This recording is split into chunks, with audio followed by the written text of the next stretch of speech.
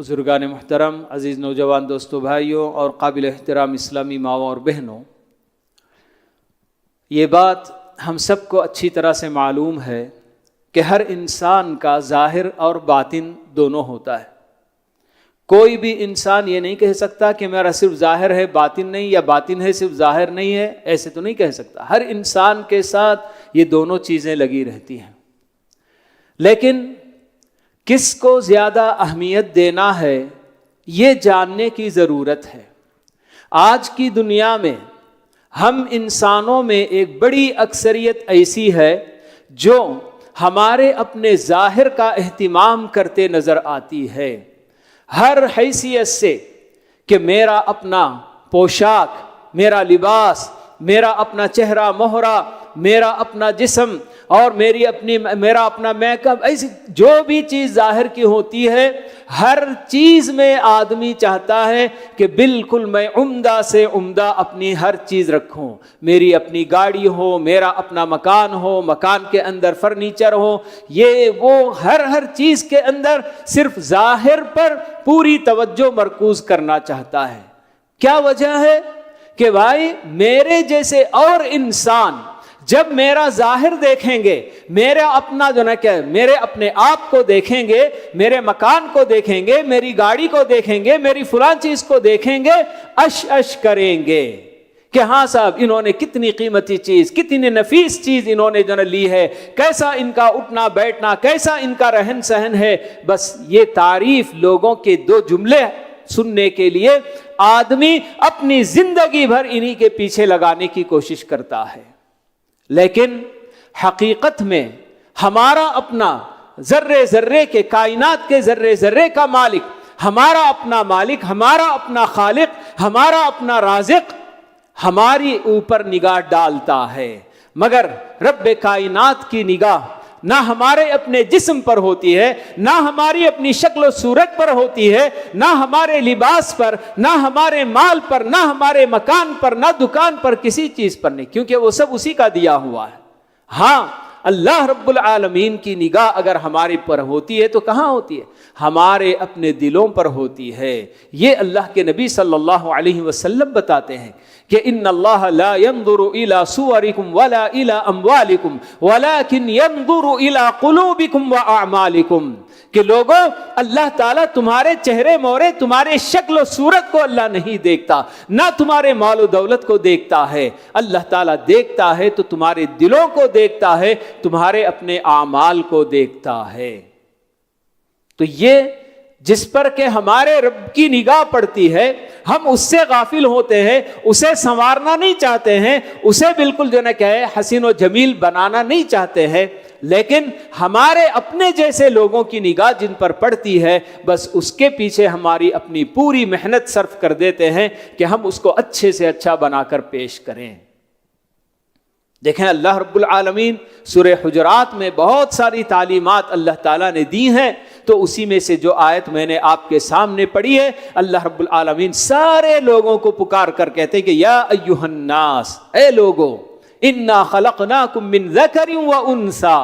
تم سب کی حیثیت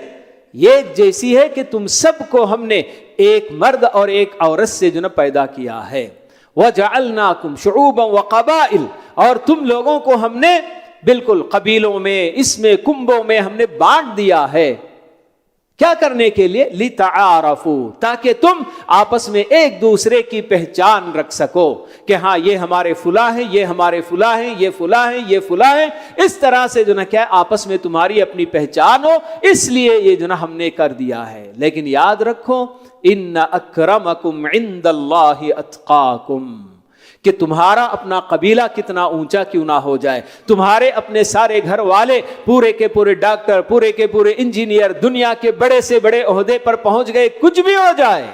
لیکن اللہ رب العالمین کے پاس اگر تم مقام چاہتے ہو، اللہ رب العالمین کے پاس اگر تم عزت چاہتے ہو، اللہ رب العالمین کے پاس اگر آخرت میں تم نجات اور کامیابی چاہتے ہو، تو اللہ نے بتا دیا کہ ان اکرمکم عند اللہ اتقاکم، کہ تم میں اللہ رب العالمین کے پاس معزز اور محترم وہ ہوگا جو تم میں سب سے زیادہ متقی اور پرہیزگار ہوگا۔ تقوی اور پرہیزگاری کا تعلق ہمارے ظاہر سے نہیں بلکہ ہمارے اپنے باطن سے ہوتا ہے۔ تو اللہ رب العالمین یہاں بھی ہمیں یہی بتا رہے ہیں کہ تمہیں اپنی دنیا اور اپنے ظاہر کی فکر کرنے سے کہیں زیادہ تمہیں اپنے باطن کی فکر کرنے کی ضرورت ہے۔ اور یہی بات اللہ کے نبی صلی اللہ علیہ وسلم نے آپ کے اپنے دور کا جو سب سے بڑا مجمع حجۃ الوداع کے موقع پر خطبہ عرفات میں آپ نے جو دیا، تو اس وقت آپ نے یہ سب باتیں، یہی باتیں جو اللہ تعالیٰ نے اس آیت میں بتائی ہیں، وہ سب باتیں اللہ کے نبی صلی اللہ علیہ وسلم نے بھی بتائی کہ لوگوں تمہاری حیثیت کیا ہے، کہ تم سب ایک جیسے، تم سب جنا کیا ہے آدم کی اولاد ہو اور آدم مٹی سے بنائے گئے ہیں، تو تمہاری اپنی حیثیت بھی یہی ہے۔ نہ کسی گورے کو کسی کالے پر کوئی فضیلت ہے، نہ کسی عربی کو کسی عجمی پر فضیلت ہے، اگر ہے تو وہ صرف تقوی کی بنیاد پر۔ تو یہ اللہ رب العالمین بھی، اللہ کے نبی صلی اللہ علیہ وسلم بھی ہم سب کو ہماری اپنی نجات کا دار و مدار ہمارے اپنے ظاہر کو سنوارنے سے نہیں بلکہ ہمارے اپنے باطن کے سنوارنے پر ہے۔ اس لیے اللہ کے رسول صلی اللہ علیہ وسلم نے ہمیں ہمارے اپنے باطن کو سنوارنے اور اس کو درست کرنے کے لیے اللہ کے یہ سب کیا تعلیمات دی ہیں۔ پیارے نبی صلی اللہ علیہ وسلم کی سیرت اگر ہم پڑھتے ہیں، کتنے واقعات ہم کو پتہ چلتے ہیں کہ جس میں آپ نے باطن کی اصلاح اور باطن پر آپ نے پوری توجہ دی اور اس کی اہمیت آپ نے ہم کو بتائی۔ پیارے نبی صلی اللہ علیہ وسلم کے زمانے کے 2-3 واقعات آپ سن لیجئے کہ کیا اس کے اندر ہم کو سبق ملتا ہے۔ عبداللہ بن مسعود رضی اللہ تعالی عنہ، بڑے جلیل القدر صحابی، بار بار آپ لوگوں نے نام بھی سنا ہوگا، مگر یہ صحابی جسمانی اعتبار سے بڑے دبلے پتلے پست قد کے چھوٹے، کوئی زیادہ ڈیل ڈول والے نہیں تھے، ایسے صحابی، مگر کتنی فضیلتیں ان کی، کتنی منقبتیں ان کی ہم کو بتائی گئی ہیں۔ یہ صحابی اللہ کے نبی کے ایک مرتبہ ان کو مسواک کی ضرورت پڑتی ہے، تو پیلو کا درخت جو عام طور پر مسواک ہم لوگ دیکھتے ہیں، خریدتے بھی ہیں، تو وہ وہاں بہت عام، بہت کافی اس کے درخت ہوتے تھے، تو ایک درخت پر چڑھ کر اوپر سے مسواک توڑنے کی کوشش کرتے ہیں کہ اسی دوران تیز ہوا چلتی ہے اور وہ ہوا جس ڈالی پر وہ ہوتے ہیں ان کو لے کر جھولنے لگ جاتی ہے، اور ہوا کی وجہ سے ان کے چادر بھی سب اڑنے لگتی ہے، تو ان کی پنڈلی نظر آتی ہے، باریک سی پنڈلی ہوتی ہے۔ دوسرے اور سارے صحابہ یہ منظر دیکھ کر ان کی ہنسی چھوٹ جاتی ہے۔ اللہ کے نبی صلی اللہ علیہ وسلم پوچھتے ہیں، بھائی کیا بات ہے، کس بات سے آپ لوگ ہنس رہے ہو؟ تو وہ لوگ بتاتے ہیں ہنسنے والے کہ ہم نے دیکھا کہ عبداللہ بن مسعود کی پنڈلی کتنی باریک باریک سی ہے۔ اللہ کے نبی صلی اللہ علیہ وسلم یہ سن کر ان کو چپ کرانے کے لیے ایسا جواب دیتے ہیں کہ میری جان جس کے قبضے میں ہے، سنو بندو کہ میری جان جس کے قبضے میں ہے، یہ عبداللہ بن مسعود کی یہ پنڈلی کل قیامت کے دن ترازو میں جب تولی جائے گی تو احد پہاڑ سے بھی زیادہ بھاری اس کا وزن ہوگا۔ کیوں؟ اس لیے کہ عبداللہ بن مسعود کے اندر وہ ایمانی قوت تھی کہ جس کی وجہ سے آپ نے یہ شہادت دی، بتایا کہ احد پہاڑ، ماشاءاللہ جو لوگ مدینہ جا چکے ہیں ان کو معلوم ہے، ہر کوئی حج پہ عمرے وغیرہ پر جانے والے ضرور احد کی زیارت کرتے بھی ہیں، اور وہاں احد پہاڑ کا سلسلہ کتنا بڑا ہے سب جانتے ہیں۔ تو اللہ کے نبی نے بتایا کہ عبداللہ بن مسعود کی باریک سی پنڈلی تم لوگوں کو ہنسی مذاق سوج رہی ہے، اس میں یاد رکھو کہ ان کی یہ پنڈلی کل ترازو میں احد پہاڑ سے بھی زیادہ بھاری ہوگی۔ جی، تو اسی طرح سے ایک اور صحابی اللہ کے نبی صلی اللہ علیہ وسلم کے مدینے کے آزو بازو جو چھوٹے موٹے دیہات ہوتے تھے، وہاں سے ایک صحابی آیا کرتے تھے ہمیشہ اللہ کے نبی صلی اللہ علیہ وسلم کی خدمت میں، مدینے کی بازار میں کچھ اشیاء لا کر بیچنا اور یہاں سے کچھ لے کر جانا، یہ ان کا اپنا معمول تھا۔ تو آتے ہوئے ہمیشہ اللہ کے نبی صلی اللہ علیہ وسلم کے لیے اپنے دیہات سے کچھ نہ کچھ تحفے تحائف ہدایہ لے کر آتے اور آپ کی خدمت میں پیش کرتے۔ تو ایک مرتبہ وہی صحابی مدینے کے بازار میں اپنا لایا ہوا سامان فروخت کر رہے ہوتے ہیں، ان کا نام ظاہر بتایا گیا۔ تو یہ صحابی جب بازار میں اپنا سودا سودا کر رہے ہوتے ہیں تو اللہ کے نبی صلی اللہ علیہ وسلم دھیرے سے پیچھے ان کے جاتے ہیں، اور بچے جس طرح سے آپس میں ایک دوسرے کھیلتے ہوئے آنکھ بند کر لیتے ہیں، بولتے ہیں کہ بتاؤ کون کون ہے، تو اس طرح سے اللہ کے نبی صلی اللہ علیہ وسلم نے بھی پیچھے سے ان کو آنکھ ان کی بند کر لی پکڑ کے۔ حالانکہ وہ صحابی بالکل جیسے کہ روایات میں آتا ہے کہ چہرے مہرے کے اعتبار سے بالکل بھی کوئی ان کو پسند بھی نہیں کرے، ایسے بالکل ان کا حال تھا، اور بہت ہی بالکل غریب قسم کے صحابی۔ مگر ان صحابی نے فوراً، بھئی یہ کون ہے، کون میرے ساتھ مذاق کر رہا ہے، چھوڑو مجھ کو، بول کے ایسے کہتے ہیں۔ لیکن جب ان کو احساس ہو جاتا ہے کہ یہ کام اللہ کے نبی کے علاوہ اور کوئی نہیں کر سکتا، تو پھر اس کے بعد اپنی پیٹھ اللہ کے نبی صلی اللہ علیہ وسلم کے سینے سے لگا کر بالکل خاموش ہو جاتے ہیں، کہ ان کو پتا چل گیا کہ میرے ساتھ یہ حرکت اللہ کے نبی کے علاوہ اور کوئی نہیں کر سکتے۔ پھر اللہ کے نبی صلی اللہ علیہ وسلم ازراہ مذاق ایسے ہی بازار میں کہ بھئی یہ غلام، اس کو کون خریدے گا، اللہ کے نبی آواز لگاتے ہیں۔ وہ صحابی کہتے ہیں اللہ کے نبی میں تو گھٹیا سامان ہوں، کون مجھ کو خریدے گا؟ مگر اللہ کے نبی صلی اللہ علیہ وسلم بتاتے ہیں کہ اے ظاہر، دنیا والوں کی نگاہوں میں تم گھٹیا سامان کیوں نہ ہو، لیکن اللہ رب العالمین کے پاس تم گھٹیا سامان نہیں ہو، تمہاری قیمت بہت زیادہ ہے۔ کیوں؟ اس لیے کہ تمہارا اپنا ایمان، تمہارا اپنا باطن بالکل اتنا اچھا ہے کہ اللہ رب العالمین کے پاس تمہاری قدر و قیمت بہت زیادہ ہے۔ اللہ کے نبی ان کے حق میں شہادت دے رہے ہیں۔ تو ویسے ہی ایک اور صحابی اللہ کے نبی صلی اللہ علیہ وسلم کے انصاری صحابی، ایک مرتبہ اللہ کے نبی صلی اللہ علیہ وسلم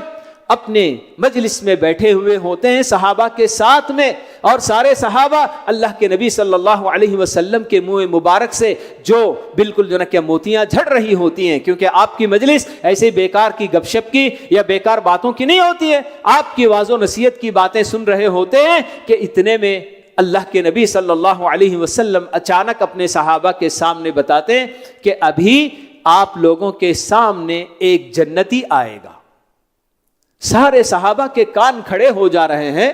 کہ اللہ کے نبی صلی اللہ علیہ وسلم جن کی ہر خبر بالکل سچائی پر مبنی ہوتی ہے، آپ کی زبان مبارک سے یہ نکل رہا ہے کہ ایک جنتی آنے والا ہے۔ سارے صحابہ کی نگاہیں پیچھے مڑ جاتی ہے دروازے کی طرف کہ آخر آنے والا کون ہے، دیکھیں کہ اللہ کے نبی اسی دنیا میں چلتے پھرتے اس کو جنت کی بشارت دے رہے ہیں۔ تو آنے والے ایک صحابی بالکل ایسے معمولی صحابی جن کو زیادہ کوئی مقام اور مرتبہ بھی حاصل نہیں تھا، بس وضو کر کے آ رہے ہیں، ان کے اپنے چہرے سے داڑھی سے پانی بھی ٹپک رہا ہوتا ہے، اور اپنے بائیں ہاتھ میں چپل تھامے ہوئے اندر آ رہے ہیں۔ 3 دن اللہ کے نبی صلی اللہ علیہ وسلم اپنی مجلس میں یہی اعلان کرتے ہیں، اور تینوں دن آنے والے وہی صحابی ہوتے ہیں۔ عبداللہ بن عمرو بن العاص رضی اللہ تعالی عنہ، بڑے نوجوان صحابی، بڑے جوشیلے، عبادت کے معاملے میں اللہ کے نبی صلی اللہ علیہ وسلم سے اتنی وہ مانگ کرتے تھے کہ اللہ کے نبی مجھے روزانہ قرآن ختم کرنے کی اجازت دیجئے، روزانہ روزہ رکھنے کی اجازت دیجئے۔ یہ اتنا زیادہ ان کا جذبہ تھا عمل کا۔ لیکن اللہ کے نبی نے ان کو بتا دیا کہ نہیں، اگر آپ کو روزہ رکھنا ہی ہے تو صوم داؤدی رکھو۔ صوم داؤدی یعنی کہ ایک دن روزہ رکھنا، ایک دن چھوڑنا۔ زندگی بھر حضرت داؤد نے ایسے ہی کام کیا تھا، تو آپ نے بتایا کہ ایسا کر سکتے ہو، اور قرآن بھی کم سے کم 3 دن میں پڑھنا، اس سے کم میں نہیں پڑھنا آپ نے بتایا۔ تو اس طرح سے وہ عبداللہ بن عمرو بن العاص رضی اللہ تعالی عنہ، ان کو خواہش ہوتی ہے کہ آخر میں دیکھوں کہ ان کا عمل کیا ہے کہ جس کی وجہ سے اللہ کے نبی صلی اللہ علیہ وسلم نے ان کے حق میں ہم سب کے درمیان بالکل جنت کے آپ نے بشارت دے دی۔ تو وہ جاتے ہیں اور ان کے پاس التماس کرتے ہیں، درخواست کرتے ہیں کہ آپ کے ساتھ رہیں۔ بلکہ روایات میں بات آتی ہے کہ وہ جا کر ان سے کہتے ہیں کہ میرا اپنے والد کے ساتھ جھگڑا ہو گیا، کچھ انبن ہو گئی ہے، اور میں نے قسم کھا لی ہے کہ میں 3 دن تک گھر نہیں آؤں گا۔ اب میرا کوئی ماوا نہیں، کوئی میرا اپنا ٹھکانہ نہیں ہے، تو اس لیے میں آپ کے گھر رہنا چاہتا ہوں۔ وہ صاحب کہتے ٹھیک ہے صاحب، آ جاؤ، کوئی حرج کی بات نہیں۔ تو عبداللہ بن عمرو بن العاص یہ چاہ رہے تھے کہ دیکھیں آخر ان کا کیا عمل، رات میں یہ کتنی جو نمازیں پڑھتے ہیں، کیا کرتے ہیں، دیکھتے ہیں۔ مگر عبداللہ بن عمرو بن العاص کو تعجب ہوتا ہے کہ 3 رات بھی بندہ تہجد کے لیے بھی نہیں اٹھ رہا ہے، سوتا ہے تو درمیان میں جب کبھی بھی آنکھ کھلتی ہے، کروٹ بدلنا ہوتا ہے، اللہ تعالیٰ کو یاد کرتے ہیں، پھر اس کے بعد کروٹ بدل کر سو جاتے ہیں، سیدھے سیدھے بالکل فجر کی اذان جب ہوتی ہے تو اٹھتے ہیں۔ کوئی زیادہ عمل انوکھا، بالکل ایسا غیر معمولی عمل کچھ بھی ان کو نظر نہیں آیا۔ تو 3 دن کے بعد آخر وہ خود اپنا حل بیان کرتے ہیں کہ بھائی دیکھو، میرا اپنا والد کے ساتھ کوئی جھگڑا وگڑا نہیں تھا، بس یہ ایک بات جو اللہ کے نبی صلی اللہ علیہ وسلم نے بتائی ہماری اپنی مجلس میں کہ ہم لوگ بیٹھے ہوئے ہوتے ہیں کہ آپ اچانک کہتے ہیں کہ ایک جنتی ابھی آپ لوگوں کی خدمت میں آئے گا۔ 3 دن آپ نے یہ بات بتائی اور تینوں دن آنے والے آپ تھے، تو اس لیے میری خواہش ہوئی کہ آپ کا عمل کیا ہوتا ہے ذرا دیکھوں، تاکہ میں بھی اس پر کہ عمل کر سکوں، اس کی پیروی کر سکوں۔ اس طرح سے انہوں نے بتا دیا۔ تو کہتے ہیں کہ ہاں بھائی، میرا اپنا کوئی بڑا عمل تو نہیں ہے، بس فرائض کی پابندی ہو رہی ہے، سب کچھ بالکل ٹھیک ٹھاک چلتا ہے، بس ایک بات ہے میری کہ آپ کو بتا دیتا ہوں کہ میں اپنے دل میں کسی کے لیے کوئی حسد، کوئی بغض، کوئی کینہ، ایسی کوئی چیز میں بالکل میرا اپنا دل صاف و شفاف ہوا کرتا ہے۔ تو عبداللہ بن عمرو بن العاص نے کہا کہ ہاں بس یہ وہ خصلت ہے کہ جس کی وجہ سے اللہ کے نبی صلی اللہ علیہ وسلم نے آپ کے حق میں یہ گواہی دی۔ تو دیکھیں اس واقعے میں بھی ہم کو جو درس ہم کو ملتا ہے وہ یہی کہ آدمی کا اپنا دل، ہر طرح کی امراض قلب جن کو کہا جاتا ہے، دل کی بیماریوں سے آدمی کا دل اگر بالکل صحیح سالم ہو تو اللہ رب العالمین جیسے بتاتے ہیں کامیابی کا راز اسی میں چھپا ہوا ہے۔ یوم لا ينفع مال ولا بنون الا من اتى اللہ بقلب سلیم، اللہ تعالیٰ بتاتے ہیں کہ کل قیامت کے دن نہ ہمارا اپنا مال ہمارے کام آئے گا، نہ ہماری آل اولاد، نہ کوئی اور دنیا کی چیز۔ ہاں اگر کوئی چیز کام آئے گی تو اللہ رب العالمین کے دربار میں جو بالکل صحیح سالم دل لے کر آئے۔ تو صحیح سالم دل کس سے سلامتی؟ کہ دل کی بیماریاں جو ہم کہتے ہیں ہارٹ اٹیک، یہ وہ بول کے کولیسٹرول، ایسے نہیں۔ آج ہمارا اپنا یہی حال ہے کہ جب کسی کے اندر ذرا سا بھی اس کے اپنے دل کا جب اس کی جانچ کی جاتی ہے، کچھ اس کا دیکھا جاتا ہے اور اس میں ذرا سا اس میں کچھ بھی کچھ فرق نظر آ رہا ہے، فوراً آدمی پورے احتیاط کے ساتھ کہ ڈاکٹر نے کہہ دیا کہ اب اس کے بعد تلن نہیں کھانا، فلاں چیز نہیں کھانا، یہ کرنا وہ کرنا، اٹھتے بیٹھتے آہستہ سے اٹھنا بیٹھنا، زیادہ زور نہیں دکھانا کرنا، ہر کام کے لیے آدمی تیار ہو جاتا ہے۔ کیوں؟ اس کو ڈر ہے کہ میں نے اگر ڈاکٹر کی کوئی بات نہیں مانی تو بس جان سے جاؤں گا۔ تو ہمارے اپنے دنیاوی امراض جب دل کو لاحق ہوتے ہیں کس قدر ہم لوگ احتیاط کرنے کی کوشش کرتے ہیں، لیکن روحانی کتنی بیماریاں دل میں ایسی چپکی ہوئی ہوتی ہیں، کبھی آدمی سوچتا بھی نہیں اور کبھی غور بھی نہیں کرتا کہ اس کو ہم کو پاک کرنے کی ضرورت ہے۔ ان بیماریوں سے بھی ہم کو علاج ان کا بھی ہم کو کرانا ضروری ہے۔ پیارے نبی صلی اللہ علیہ وسلم ایک اور حدیث میں ہمارے اپنے باطن کی اصلاح کے لیے اس انداز میں بھی بات بتاتے ہیں کہ المؤمن القوی خیر واحب الی اللہ من المؤمن الضعیف۔ طاقتور مومن اللہ رب العالمین کے نزدیک کمزور مومن کے مقابلے میں زیادہ پسندیدہ اور محبوب ہے۔ طاقتور مومن کا مطلب کہ جسمانی اعتبار سے طاقتور ہے، کہ بہت بڑا پہلوان، اس طرح کا آدمی اللہ تعالیٰ کو زیادہ محبوب ہے کیا؟ نہیں میرے بھائیو، یہاں اکثر اہل علم نے ہاں اس میں کوئی شک نہیں کہ جو بندہ ایمان کے ساتھ ساتھ اپنی جسمانی طاقت بھی بنا کر رکھتا ہے یقیناً اس کا اپنا مقام دوسرے کے مقابلے میں زیادہ ہوگا، مگر جو بنیادی چیز ہے وہ ہے ایمانی قوت، کہ طاقتور ایمان کے اعتبار سے آدمی جو بھی مومن طاقتور ہوتا ہے تو اللہ رب العالمین کو وہ بندہ زیادہ محبوب ہوتا ہے، کیونکہ جو بھی طاقتور مومن جس کا ایمان بڑا پختہ ہوتا ہے تو وہ اللہ رب العالمین کی محبت سے اس کا دل لبریز ہوتا ہے. جہاں محبت ہوتی ہے دل میں وہیں اللہ تعالیٰ کا خوف اور ڈر بھی اتنا ہی ہوا کرتا ہے. اور جس طرح کی بھی آزمائشیں آتی ہیں تو اللہ رب العالمین کا یہ قضاء و قدر کا فیصلہ کہہ کر اس پر صبر بھی کرتا ہے. یہ ساری چیزیں اس کے لیے اکٹھا ہو جاتی ہیں. لیکن کمزور ایمان والا جو ہوتا ہے تو اللہ رب العالمین کی نافرمانی کرنے سے بھی بالکل جو ہے کہ کتراتا نہیں، اور بڑے آرام سے دھڑلے سے اس کو جو ہے نافرمانی کرنے کی سوجتی ہے. اور اللہ تعالیٰ کی محبت کا اس کے اپنے دل میں کہیں کہیں کونے کونے میں کچھ نہ نظر آ جائے، اور ذرا سی بھی کچھ آزمائش اگر اس کو آئی تو فوری طور پر چلا اٹھتا ہے کہ یہ میرے ساتھ کیوں ایسا ہو رہا ہے، میں تو مومن ہوں، کیوں اللہ تعالیٰ مجھے آزما رہا ہے. کتنا فرق ہوتا ہے دیکھیے کہ جو طاقتور جس کا ایمان بڑا مضبوط ہوتا ہے، قوی ہوتا ہے، تو ایسا بندہ کس طرح سے اللہ رب العالمین کے ہر فیصلے کے آگے سر جھکانا اپنا فریضہ سمجھ کر جھکا بھی دیتا ہے. لیکن جو کمزور ایمان والا ہوتا ہے تو وہ اللہ تعالیٰ کے فیصلوں پر بھی اعتراضات کرنے لگ جاتا ہے. تو اس لیے اللہ کے نبی صلی اللہ علیہ وسلم نے بتایا کہ جو طاقتور ایمان والا ہوتا ہے، بڑے مضبوط ایمان والا ہوتا ہے، تو ایسا بندہ اللہ رب العالمین کے نزدیک زیادہ محبوب اور جو ہے زیادہ بہتر ہوتا ہے. تو یہ صرف خبر دینا نہیں ہے بلکہ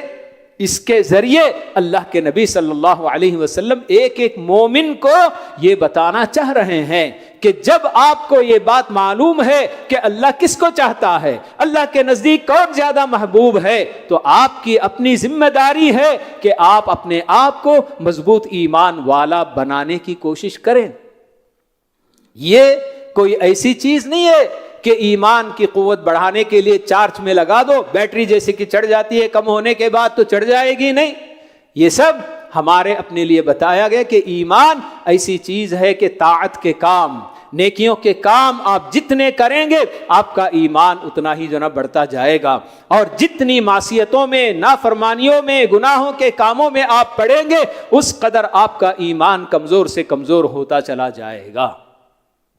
یہ ایسی چیز ہے کہ کوئی دوسرا ہمارے اپنے ایمان کو بڑھا بھی نہیں سکتا، گھٹا بھی نہیں سکتا. ہر آدمی اپنے اپنے ایمان کو بڑھانے یا گھٹانے کا ذمہ دار ہوتا ہے. جو اگر چاہتا ہے کہ ہاں اللہ تعالیٰ کے نزدیک یہ بندہ محبوب ہے تو میں کیوں نہ ایسا بنوں، اس کے لیے اگر وہ بالکل نیکیوں میں آگے بڑھتا ہے، اللہ کی مرضی کے کام اگر وہ ڈھونڈ ڈھونڈ کر کرتا ہے تو یقیناً اللہ رب العالمین کے نزدیک وہ محبوب ہوگا اور اس کا ایمان بھی بڑھے گا.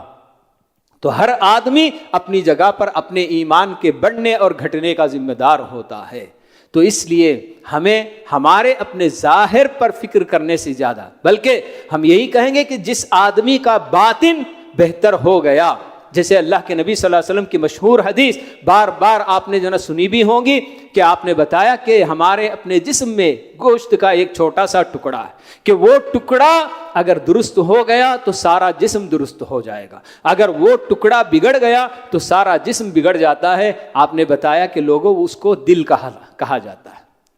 کہ ان فی الجسد مضغہ اذا صلحت صلح الجسد کلہ واذا فسدت فسد الجسد کلہ. تو یہ ہم نے اگر ہمارے اپنے باطن کو سنوارنے کی کوشش کر لی تو ہمارا اپنا ظاہر بھی بالکل جو ہے کہ سنور جائے گا. ہماری اپنی نگاہوں کی حفاظت، ہمارے کانوں کی حفاظت، زبان کی حفاظت، شرمگاہ کی حفاظت، ہاتھ پیر سب کی حفاظت انشاءاللہ اگر ہم نے اپنے دل کو سنوار لیا تو سب کی حفاظت ہو جائے گی. اگر ہمارا دل صحیح نہیں رہا، وہ اگر بگڑ گیا تو ہماری نگاہیں ادھر ادھر اٹھتی رہیں گی، ہمارے کان کیا کیا نہیں سنیں گے، ہماری جو نا شرمگاہ محفوظ نہیں رہے گی اور پتہ نہیں کیا کچھ نہیں ہو جائے گا. تو اس لیے ہمیں ہمارے اپنے ظاہر کی فکر کرنے سے بھی کہیں زیادہ ہمارے اپنے باطن کی فکر کرنے کی اللہ تعالی ہم سب کو توفیق نصیب فرمائے، کیونکہ اسی کے ذریعے ہماری اپنی نجات انشاءاللہ وہاں پر ہونے والی ہے. ورنہ ظاہر پر اللہ کے نبی صلی اللہ علیہ وسلم بتا دیا کہ اس کا کوئی اللہ کے پاس کوئی اعتبار نہیں ہے. آپ نے بتایا کہ من بطأ به عمله لم يسرع به نسبه، کہ کوئی بندہ اگر اپنے عمل کی وجہ سے، اپنے ایمان کی کمزوری کی وجہ سے اگر جنت میں داخل ہونے سے پیچھے رہ گیا تو اس کا اعلیٰ حسب و نسب اس دنیا کا اسے آگے نہیں بڑھا دے گا. لیکن یہاں ہم دنیا میں ہم یہی دیکھتے ہیں کہ آدمی کچھ بھی نہ ہو لیکن بڑے امیر کبیر گھرانے کا ہے, آپ کی دعوت ہے, اس میں آ رہا ہے تو سارے لوگوں کو کنارے کر کے اس کو بلایا جاتا ہے, آگے آؤ بھائی آپ کے لیے یہ جگہ ہے, ایسے سب ہوتا ہے. لیکن اللہ رب العالمین کے دربار میں ایسا نہیں ہو سکتا. اللہ کے نبی نے بتایا کہ جس کا عمل اسے پیچھے لائن میں کھڑا کر دیا ہے تو اس کو بلا کر آگے نہیں کھڑا کیا جائے گا کہ آپ جو دنیا میں بڑے اعلیٰ خاندان کے تھے اس لیے آپ پہلے جنت میں چلے جائیں, نہیں ہوگا. تو اللہ تعالیٰ سے دعا ہے کہ اللہ رب العالمین ہم سب کو ہمارے اپنے ظاہر کی فکر سے بھی کہیں زیادہ ہمارے اپنے باطن کی فکر کرنے کی اللہ تعالیٰ توفیق نصیب فرمائے, اور ہمارے اپنے دلوں کی اصلاح کی اللہ تعالیٰ ہم سب کو توفیق نصیب فرمائے. آمین. اقول قولی ھذا واستغفر اللہ لی ولکم ولسائر المسلمین من کل ذنب فاستغفروہ انہ ھو الغفور الرحیم.